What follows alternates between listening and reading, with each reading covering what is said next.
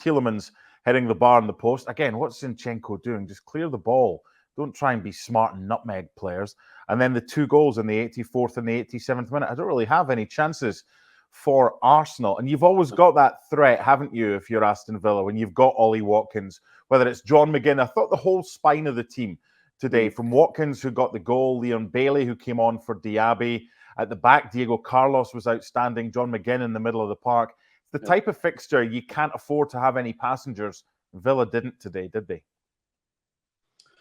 No, and I think the fact in the second half when they frustrated Arsenal and Arsenal were maybe trying to push some players forward and leaving some holes, then Villa took advantage of it. I've got to say, I didn't think Bailey was going to put that in with his weaker right foot because he's all left, so I didn't fancy him.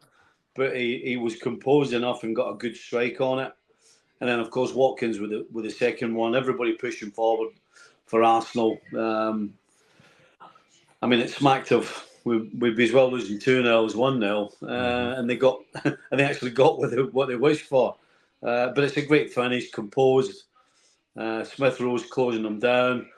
Raya's come out, and it's a beautiful little dink. Maybe a little touch off Smith Rowe, but it was going in it anyway. So yeah, I think just the way the second half went, it suited Aston Villa, and it certainly suited Ollie Watkins. I mean, when he's in this sort of form, he's a real terror. Saliba and Gabriel had no idea where he was half the time. Just a clever player, a smart player. And as we saw in the second goal, the composure to finish. Pushing for an England place, no question. Okay, for you personally, as a Liverpool fan and former player, I wanted to keep you away from sharp objects earlier. That was a tough one against Palace. So what's that Arsenal-Villa result done to your mood as far as hope and expectation and perhaps and maybes? Where are you now?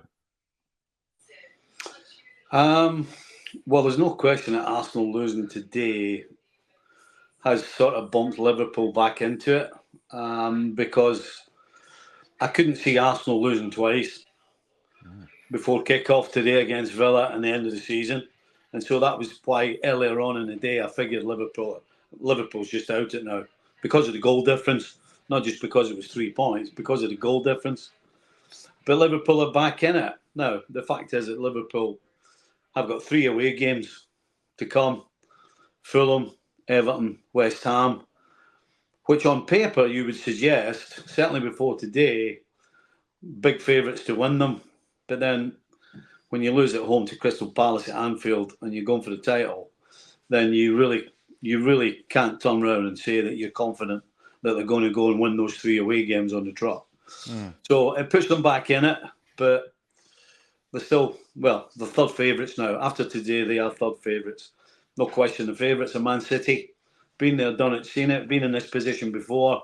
You expect them to go on from here, and Arsenal will be ruined the fact that they've now put it in somebody else's hands when it was in theirs almost, an hour and a half ago. Yeah. So, yeah, City favourites, Arsenal second favourites, Liverpool back in it, but still third favourites.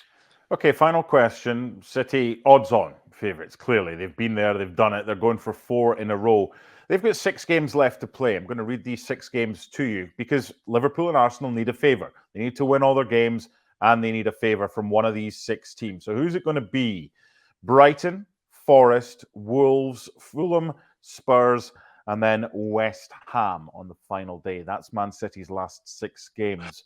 Who's most likely to do Arsenal and Liverpool a favour against City?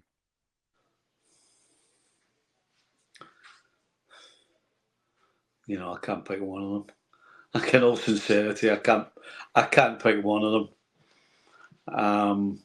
Spurs? Because they'll have a say. They've still got to play Arsenal as well. Did you watch Spurs yesterday? Yeah, true. Fair point. No. Yeah, honestly, it's about as difficult to see them dropping points against those sides as it was difficult to see Liverpool losing to Palace and Arsenal losing to Villa. Nobody saw them coming. This stage of the season is very difficult to predict, and I honestly can't pull one out and say it's going to be harder or easier because it's football.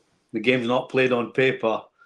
You got to play it on the grass when the whistle blows, and that's why it's very, very difficult to figure out actually most of the time what's going to happen next.